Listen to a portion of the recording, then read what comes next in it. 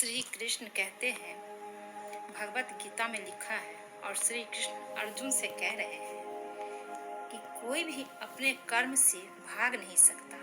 कर्म का फल तो भुगतना ही पड़ता है। इसलिए अच्छे कर्म करो ताकि अच्छे फल मिले। ज्यादा खुश होने पर और ज्यादा दुखी होने पर निर्णय नहीं लेना चाहिए, क्योंकि यह दोनों परिस्थितियां आपको सही निर्णय नहीं लेने देती है। जो होने वाला है वो होकर ही रहता है और जो नहीं होने वाला वो कभी नहीं होता। जो ऐसा मानते हैं उन्हें चिंता कभी नहीं सताती। सही कर्म वो नहीं है जिसके परिणाम हमेशा सही हो, बल्कि सही कर्म वो है जिसका उद्देश्य कभी भी गलत ना हो। धरती पर जिस तरह मौसम में बदलाव आता है, उसी तरह जीवन में भी सुख दुख आता जाता रहता है।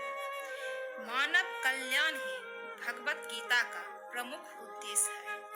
इसलिए मनुष्य को अपने कर्तव्यों का पालन करते समय मानव कल्याण को प्राथमिकता देनी चाहिए।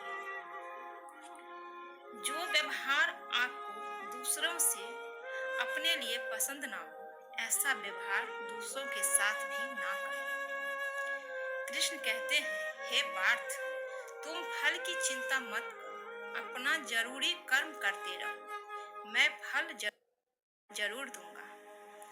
तुम्हारे साथ जो हुआ वो अच्छा हुआ, जो हो रहा है वो भी अच्छा है और जो होगा वो भी अच्छा होगा।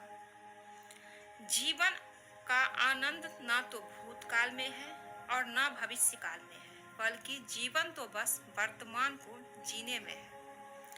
मन की शांति से बढ़कर इस संसार में कोई भी संपत्ति नहीं है। जो व्यक्ति मन को नियंत्रित नहीं करते, उनके लिए मन शत्रु के समान कार्य करता है। जो लोग बुद्धि को छोड़कर भावनाओं में बह जाते हैं, उन्हें हर कोई मूर्ख बना सकता है। जो कोई भी इंसान अपने जन्म से नहीं, बल्कि अपने कर्मों से महान बनता है।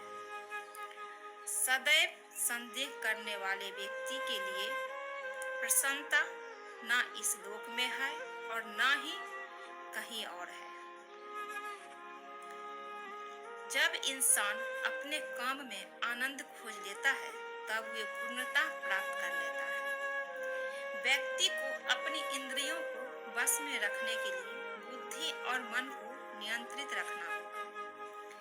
इंसान हमेशा अपने भाग्य को कोसता है और यह जानते हुए भी कि भाग्य से ऊंचा उसका कर्म है, जिसके स्वयं के हाथों में है।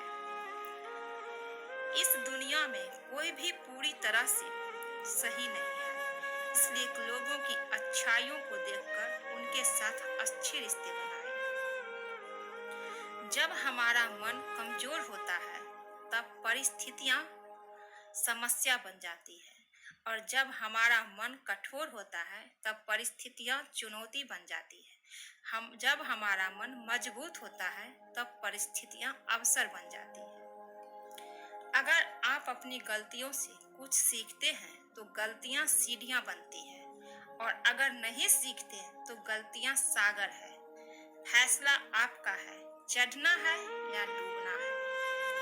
जो जितना शांत होता है, वो उतनी ही गहराई से अपनी बुद्धि का प्रयोग कर सकता है। निंदा से घबराकर अपने लक्ष्य को न छोड़े, क्योंकि लक्ष्य मिलते ही निंदा करने वालों की राय बदल जाती है। सबसे समझदार इंसान वही है जो सफलता मिलने पर अहंकार नहीं आता और असफलता में गम में नहीं डूब जाता।